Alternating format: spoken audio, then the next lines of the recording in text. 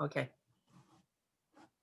Hi, everyone. Thanks for coming in. This is Tracy Root, and I am here today with Linda Lenore as our latest and greatest fabulous first highlight of 2021 Gather Community Creator.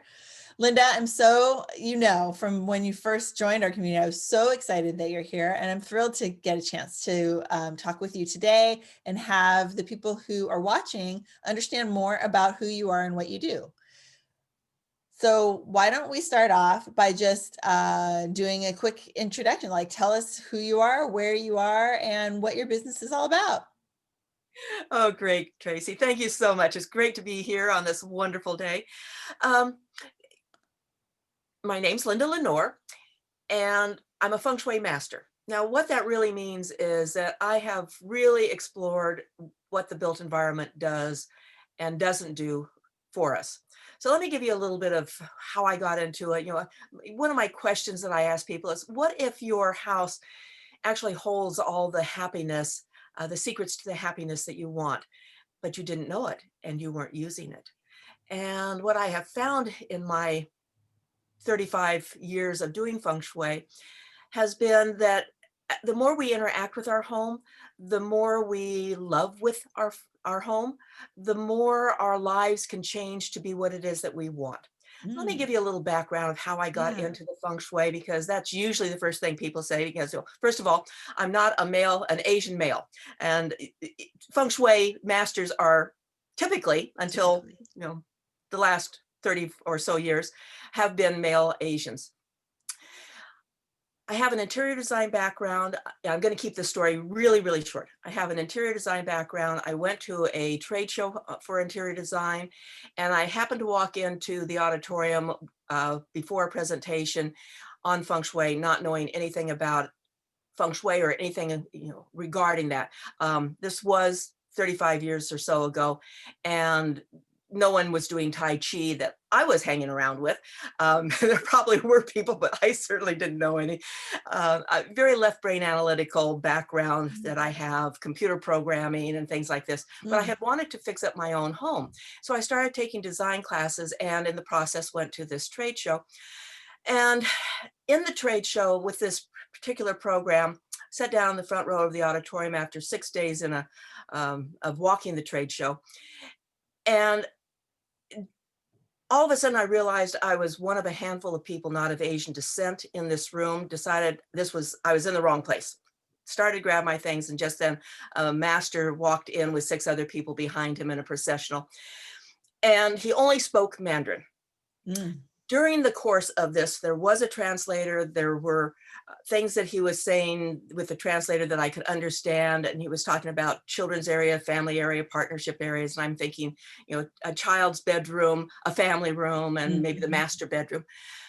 But he drew a floor plan that most of the time he had these transparencies already drawn. But he drew this floor plan, and he got up and he said something. And there was this gasp in the audience. And the translator got up and explained that if you had this particular floor plan and the child's bed was located in this particular room and the room was located in this particular spot, that it could be harmful to the child's health, that the child could actually die. mm. He had drawn my house. He had drawn my son's room, and my son Jeff had died a few months before. Jeff died when he was 13 of a malignant brain tumor. Now, whether I believe this whole story or not, I just want you to know that it changed my life, Yeah. obviously. It's just Um, resonated automatically, right? Whether or not it's true, it felt true.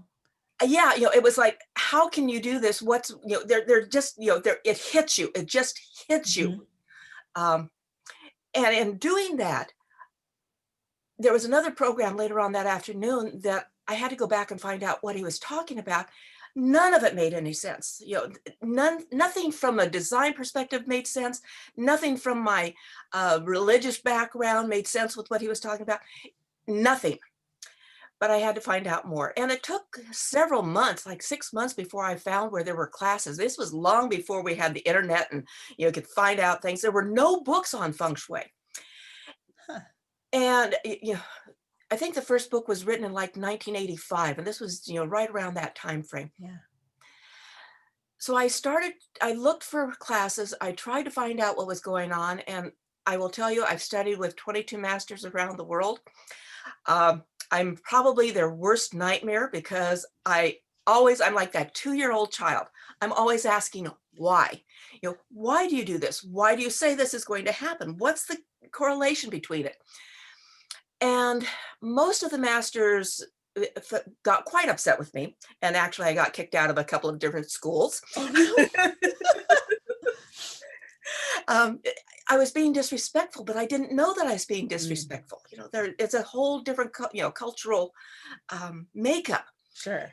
So I did find a couple of different masters that were willing to share a little bit deeper level, and I actually found one that I studied with around the world, literally. And it was through him that I actually became a feng shui master in the Canary Islands. The process of going through this was understanding other cultures, Mhm. understanding the psychological implication of our homes. We walk through our homes day in and day out. We do certain things day in and day out. We create habits, not knowing that some of those habits are actually blocking us from achieving what we want or giving us signals that we can't achieve something or actually dividing us from the relationships that we want or undermining our health. So it's really interesting to me about the process of how I wound up doing this. Um, my son, as I said, died of a malignant brain tumor. Well, 6 months before that, my mother had died of a very rare disease called Jakob Creutzfeldt's disease. That's what they called it back then. It's kind of like mad cow's disease. Hmm. So I wound up actually, because of the neurological issues, I wound up being thrown into an area of neurology and how the brain works. That was not something that I was interested in to begin with, but I needed to find out more about what was my mother was going through. And then with my son dying of a brain tumor, it continued. And so the whole knowledge, understanding of the brain, how it works, how it supports us, how it can undermine us, our belief systems, all of that started to come into play at the same time.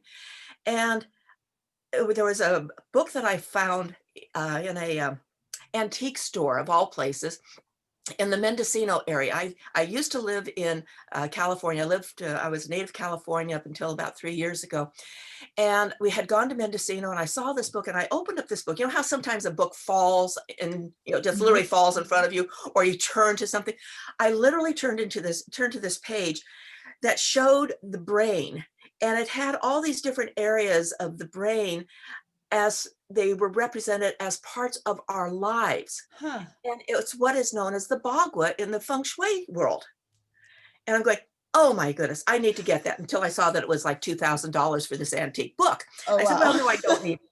And it was before cell phones, so I didn't have a camera to take a picture of it and all Right. that sort of stuff.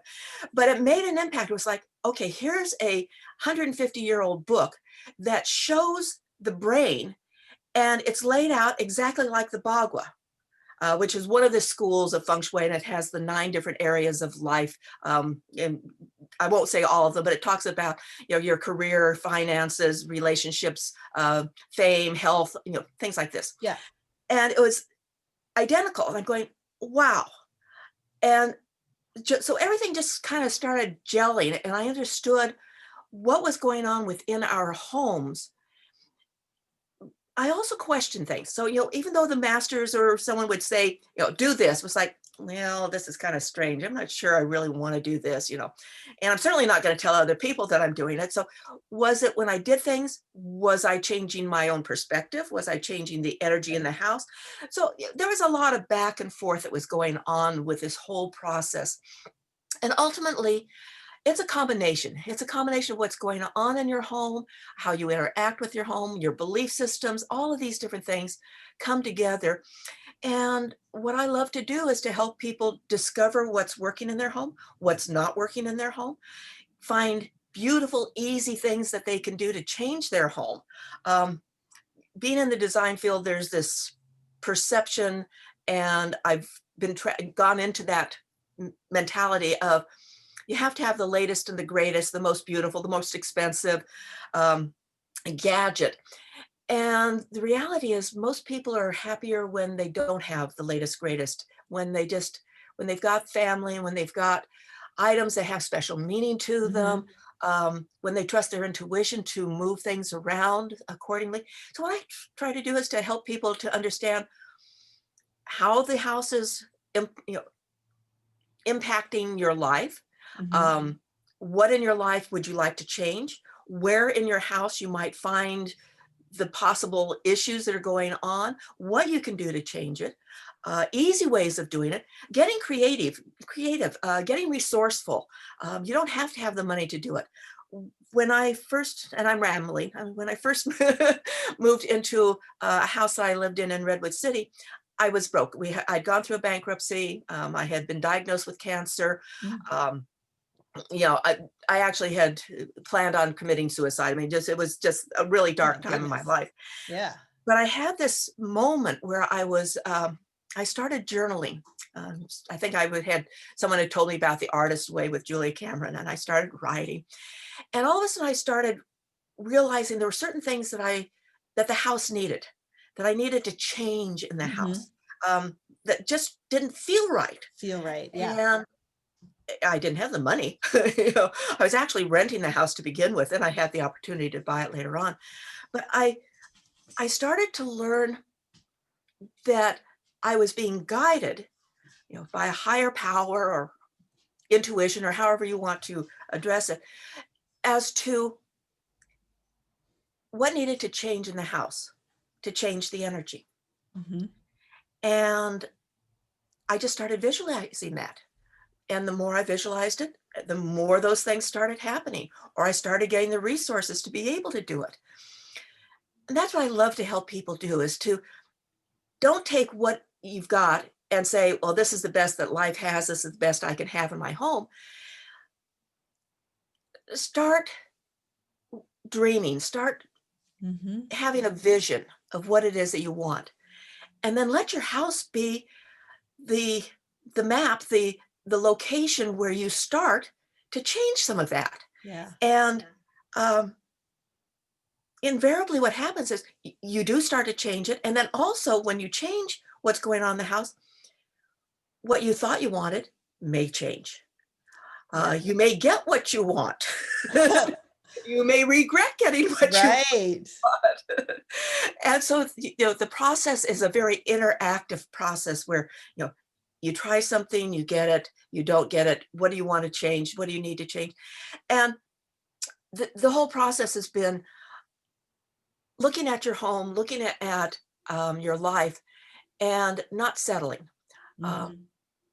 knowing that you were put here for my belief is that you're here on this planet at this point in time to do certain things, and um, if you don't feel fulfilled, you probably haven't started to do those things. Right. You're not doing those things. Yeah, let's get Yeah. the house to support you so that you can.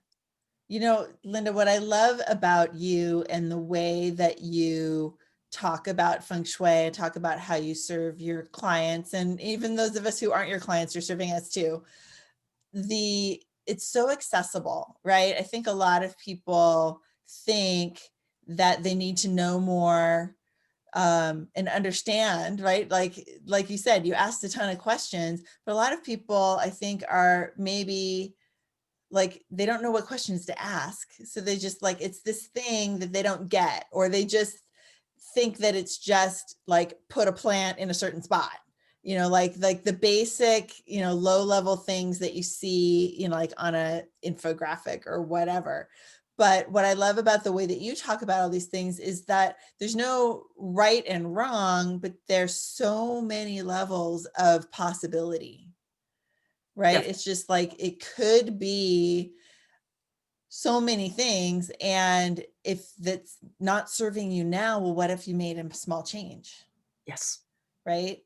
Yes. And the last time I heard you talking about when I came to your workshop, you were talking about like the entrance to the house and how like the windows being the eyes to the soul, like all of those kinds of body house relationships. And I thought that was really great too, because we really get a chance to realize that much like community, we are all, everything's connected. It's humans and nature, and the structures that we build, of course, are related to us because we created them as humans. And it's just, the intertwining of the whole planet, like it all starts to make sense when you start talking about the ways that all the different energies feed off of each other. Yes. And with you bringing that up, let me give a little bit more information just so that some people that didn't hear that before can relate. I Great. mentioned earlier about the bagua. Well, one of the other schools is known as landscape form, or the four animal feng shui. Mhm. And that's very much about just common sense. Where are you going to build a building if you have the opportunity to have land and build a building? Where do you want to build it? Well, you don't want to build it where there's a river that's going to come straight at you, because sometimes those rivers get too full and they've got momentum and they just keep going and they flood an area. You want to be up on a mountain a little bit if you possibly can, because you want to also be able to have a view. You want to be able to see possibilities coming to you, Mhm. and you want to feel protected. They call it the armchair position because it's like sitting in a chair with arms. You've got what we call the turtle backing, which is the back of the chair. And that would be like a mountain behind you, or having something strong behind you so that you feel supported. And then we've got the two arms, which would be one of them is the dragon, one of them is the tiger. And what it basically is protection, but one of them's a more aggressive protection and the other one's a more nurturing protection. Mm. And so we have that energy that we have also. And then you mentioned the front door. Well, that's the red phoenix, and that's how the energy comes to you. And then one of the other schools looks literally at the various parts of the house, and the door is considered the mouth of chi. It's like our nose and our mouth, and it's how the energy comes into our body, comes into our house. Mhm. And then you mentioned the windows. The windows are your eyes. It's how you see the world. And so there are all these different body parts represented in there, and we don't have time for that. But I do have classes and Yeah, yeah. information on my website, so you can go and find out more about it. You can contact me.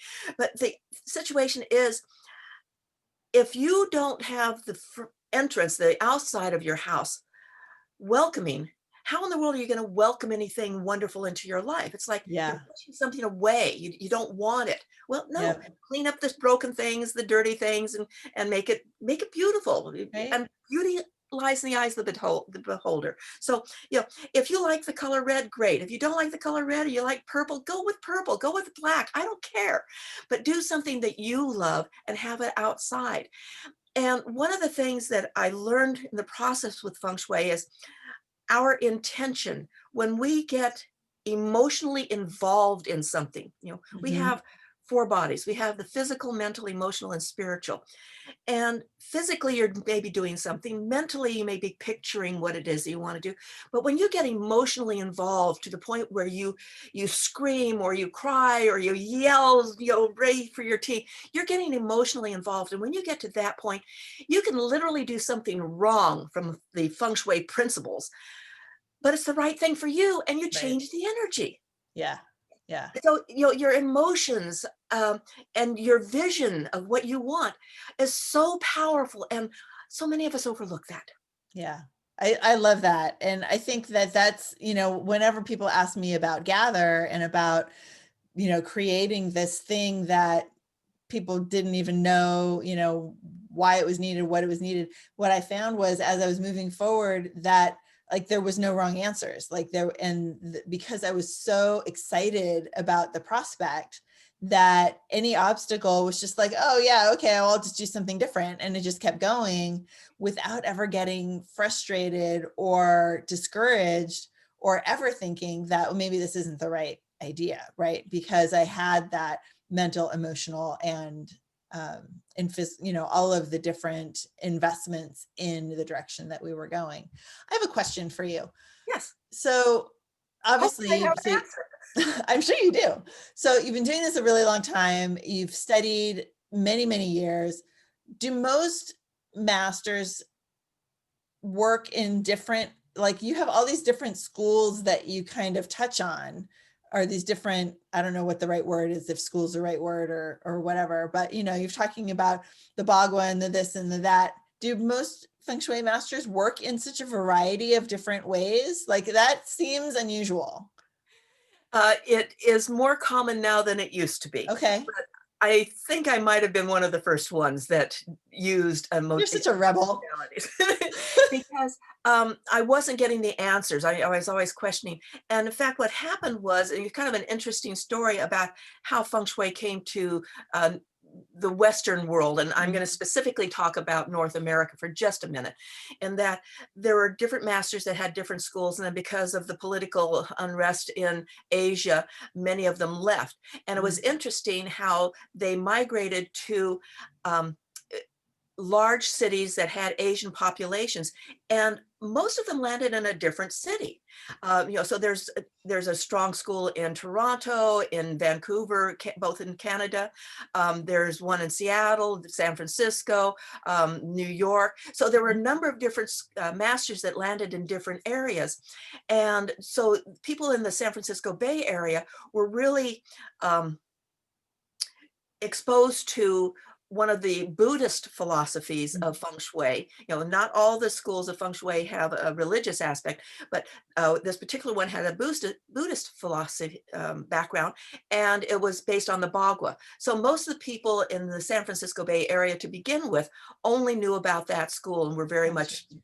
focused in on that. Uh-huh. Um, but then they started having, they don't have them any longer, but they had feng shui conferences. And you would go to the conferences and you would learn about different modalities and so on. And sometimes you resonate with a person, sometimes you don't. And I Sure. would take the different classes and go, yeah, that doesn't sit well with me. That doesn't work for me. Oh, this is interesting, but that's different. Now there's conflict. This school says to do this and this school says to do that. And now they're butting heads. So which one's right? So that's why the process of learning about the different schools became challenging. What I do now is I integrate all the different ones, because sometimes what a home works absolutely perfectly with this one school. Another time it'll be another Sure. school of feng shui. Sometimes, well, this part of the house works with this part, this school, and this one works with. So let's blend them. Yeah. Um, Interesting. Okay. yeah. So Yeah, it, that makes a lot of sense. And I would imagine, so I guess that that's probably also like because you kind of came in from the outside, it wasn't a culture you were brought up in and an area like maybe a religious background or whatever that you were brought up in, you came in and were able to see all of them where maybe other people like that's what was in their area and that's what they started with younger and then it wasn't maybe till later that they would recognize that there are other schools of thought as well. very true. Yes. Yeah. Yes. And I would also venture to say that if you have that and that analytical engineering kind of background, that you're going to be taking pieces from lots of different things and putting them together because that's what engineers do. Very succinctly put, yes. Yeah. Well, because it's funny because I also have a degree in interior design and I was a project manager. I wasn't a designer. So it's the same kind of, I think that maybe that's why we kind of automatically got along so quickly. It was because we have that same kind of design tendency, but analytic tendency that allows you to see the possibilities in all the different areas. Mhm. I love it. Yeah, it's using your left brain and your right brain both. It's integrating them together, uh, so that you integrate your whole life. Yeah. I think that that's one of the things I'd like to bring up is very often someone will get involved with feng shui because one area of their life is really going badly. Mm-hmm. Finances are not working, lost their job, um, despise their job. Uh, their health is not working, something's going on with their health. And so the tendency is that they've tried all sorts of other things and then they finally decide on trying feng shui because somebody said, have you ever tried it? Yeah. And They've tried so, everything else, so why not? right, Right. kind of the logic goes out the window because you're desperate. Yeah. And so then they'll focus in on this one area of life. They may get it, but very often what has happened is that they have thrown everything else. They've thrown the baby out with the bathwater. Yeah. It's out of balance. And what often happens, what I found is rather than focusing in on the area, like with the bagua, of that particular situation, we need to look at the one that's opposite it Mm-hmm. and start bringing more focus into it, because it's like, all of your energy is going down one path and there's all these other avenues, but you're going the wrong direction. And if you literally look 180 degrees opposite it, there's where the opportunity is. Yeah. Yeah. Oh, And so that's it's great. really fun to try to explain to people to, okay, this is what you want. And this other area actually has implications on it. Why don't you try doing something here? Yes. Oh, yeah. That's great. Getting a That makes a bigger. lot of sense. Yeah. That sounds really impactful. I like that a lot. Very cool. Well, great. Well, gosh, and we could talk forever, I know, and we probably will at a later date, but let's say that we're probably getting to the end of our time together today. So I know that you're working on some classes and stuff. And of course, we're here in January 2021. This is going to live longer than that. But these days, what do you see? Let's talk about 2021 in general. Like, what do you see panning out for the way you're serving people in this coming year? Okay, it's going to be a twofold situation. First of all, I do have lots of things, and I'll share some of those. We are literally doing this in January. Technically, as far as the Lunar New Year is Mhm. concerned, we are still in what is known as the Year of the Rat, which is when COVID started and all the upheaval started. Yes. And before we even started with all this, I sent out newsletters saying this is going to be a game-changing year, because rat years that fall on a decade, on a started a year that Mhm. ends with zero, become major changing decades. And so it's like the 60s, the 1960s. This is the last time that we had that same energy. Okay. So just kind of picture all the things that happened Yeah, during the turmoil. 1960s, Mhm. turmoil, but lots of major changes in the world. That's what we've got going on. And the Year of the Rat actually continues until mid-February, roughly. Mhm. Okay, so we've still got that rat year energy. What I'd like you to do, I'll give you a couple of ideas. You want to get rid of this, all the energy that you've had from last year. You want to clean it up. I was going through yet another cupboard this morning and cleaning out anything that is old. Get rid of the old, start fresh. And you've got until the middle of February to do that. And then love on your house, beautify it, bring in some flowers, paint a wall, put some throws or a pillow someplace Yeah. that has some color in it, just to bring the spark of life to it. And get rid of magazines and anything like that that's from last year. Anything that has to do with last year's energy that you possibly can get rid of, get rid of it.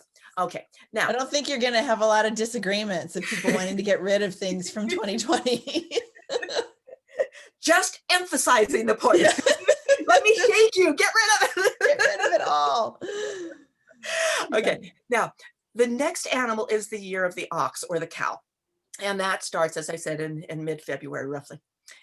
And the ox is like the ox that has the collar, the pulling the cart. Mhm. And what we need to do is just look forward and just keep plodding forward. Yeah, just Yeah. keep moving forward. Don't look back. Don't turn sideways, because you're going to upset everything. So get rid Mhm. of the old, get rid of anything, any baggage that you don't want in that cart to begin with, and then just keep moving forward. And you're going to be guided as to what path to take. There may be some ruts in the road, and maybe you need to just make a little bit of a change, not much, just a little bit, to change the energy that's going on. So that's basically what's going on between the 2 Ooh, that's years, good. succinctly. Now, Yeah, I love it. as far as what I have right now, you can find things on my website, which is lindalenore.com. And it's changing. Now, I've got a person that's scheduled to start revamping it. I can't tell you what it's going to look like or anything like that, but you're going to find some things. One of the things that has taught me this last year is that I can do things virtually. I've got lots of clients that I've been doing one-on-one with. I've also been teaching courses, and I'm setting up a membership. So there's lots of different ways that you'll be able to work with me. It's just, what do you want? What do you need? Yeah. Let's talk. And if you want to just have a little bit of fun, join my Facebook group, which is Healthy, Happy, Harmonious Home with Love it. Linda Lenore. And I give a few tips. I give a few tips in my personal page, but I explain in my Yeah. Facebook group a little bit more detail. These are not long. you know. No, I what only- you put in, I love the stuff that you put in your Facebook group because it's interesting and you do it really well. Like the whole, what do you think about this might not be supportive of the person who lives here. And I'll tell you later, but let's hear some guesses, right? And so it's fun, it's interactive, it's interesting, it's, you know, we can relate to our own house. Like there's so much good that can, I love that. And of course your 30 seconds of calm I also love, because look at that picture behind you. It's so beautiful where you live. Thank you. Yes, I do live in Washington State on the Strait of Juan de Fuca. Well, actually on Dungeness Bay. And so what you see behind me is Dungeness Bay, and there's a little tiny strip of land just above the or just below the horizon, which is Dungeness Spit. One of the things that I learned during the course of this year was that 30 seconds of serenity that you mentioned. Um, I started about mid-March. I was on a call and someone was not able to, they had just shut everything down and shelter in place. You have to stay in place. And they said, I need nature. I need nature. And because of where I Like I live, I'm have somewhat nature. isolated. You know, nature, I've got it. And so Yeah. I started to do videos, thinking about 30 seconds. And I was talking and I'm going, you know, because I was describing where I was or what was going Mhm. on, going, that's not quiet, that's not serene. You know? So now I just shoot anywhere from 30 to, 30 seconds to 2 minutes of something. And very often it's birds or a sunset or sunrise. Once in a while, the bald eagles will show up. Yeah. But it's just, I'm guided. And what has happened for me personally is that I take, I thought that I You was take that aware of time. nature, Yeah. but I'm more aware of nature now and the beauty and Mhm. the seasons and how nature interacts with one another. So thank you for mentioning that. It's something that I love and I'll probably continue to do even past COVID. Yeah. It's great. I mean, it's something that is valuable to all of us. You know, we don't, those of us who are living in the suburbs, you know, I close enough to the water that if I make it over to the water, I actually do the same thing. Like, I need to show all of you people this because look how gorgeous this view is, period. And I'll try not to talk, although sometimes I do like an intro. But that's the thing is it also not only shares it with others, but it allows ourselves to have that moment of serenity, enjoying it at the same time that we're sharing it with other people. And of course, that's kind of the trick of life, right? If we Yes. can enjoy life and share it with other people, then we're spreading those ripples in the pond. So we're all happier, healthier, harmonious people. Awesome. Well, Linda, I'm so glad. Yeah, you mentioned that your stuff's on your website. And of course, we'll make sure that that's shown here in the notes here on YouTube and on any posts that we include this video on. But I love having you in our community. I knew from a long time ago that I would love to have you with us. And I just didn't know what you were doing. So I'm so glad that we finally had a chance to connect and that you decided that you wanted to be a part of our little party here. And I'm thrilled to have you. And I can't wait to see what 21 has in store for all of us. Well, I'll tell you, I am a party girl. So, as COVID allows us to start being with people, we'll be together in person, not just in distance. Yes, But it is yes. wonderful to connect with everyone. And I am here to help you in whatever way possible because I- our homes are our shelter, Maslow's hierarchy. We need that as a foundation. And Yeah, then from that, we can build everything else that we want in our lives. So Tracy, beautiful. I just am so grateful to you for putting together and for being the incredible person that you are and this community and just being the authentic person. That's such a gift that we don't see Oh, very thank often. you. So thank you for being there and being the role model, the mentor for us to be able Mm, to follow. I appreciate that so much. thank you. That's so sweet. Thank you so much. You made my day. All right, Linda, thanks. Thank you. Bye-bye. See you again.